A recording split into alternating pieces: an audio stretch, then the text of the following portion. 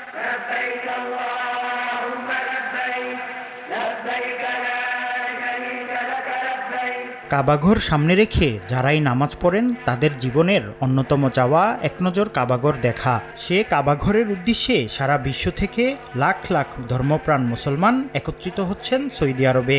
যারা মক্কায় গিয়ে প্রথমে ওমরা করবেন তাদের প্রথম কাজ ইহরামের কাপড় পরিধান করা। কেউ যদি বাংলাদেশ থেকে সরাসরি মক্কার পথে রওনা হন তাহলে তার জন্য বিমানে ওঠার আগেই ইহরামের কাপড় পরিধান করতে হবে, কেননা জেদ্দা বিমানবন্দরের আগেই ইহরাম বাঁধার মিকাত পার হয়ে যায়।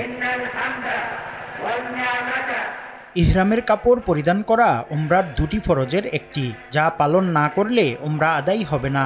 ইহরামের কাপড় পরিধানের সময় উমরার নিয়ত করতে হবে। এরপর থেকে উমরা আদায়কারীরা তালবিয়া পড়া শুরু করবেন। লাব্বাইক আল্লাহুম্মা লাব্বাইক লাব্বাইক লা শারীকা লাকা লাব্বাইক ইন্নাল হামদা ওয়ান নি'মাতা লাকা ওয়াল মুলক লা শারীকা লাক।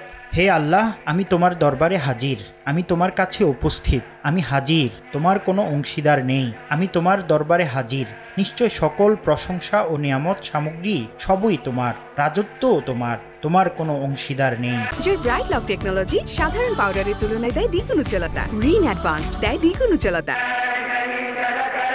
ইহরাম বাঁধার পর উমরার দ্বিতীয় ফরজ হলো বাইতুল্লাহ শরীফের তাওয়াফ করা। মক্কায় পৌঁছে পবিত্রতা অর্জন করে হাজরে আসওয়াদ বরাবর জায়গা থেকে তাওয়াফ শুরু করতে হয়।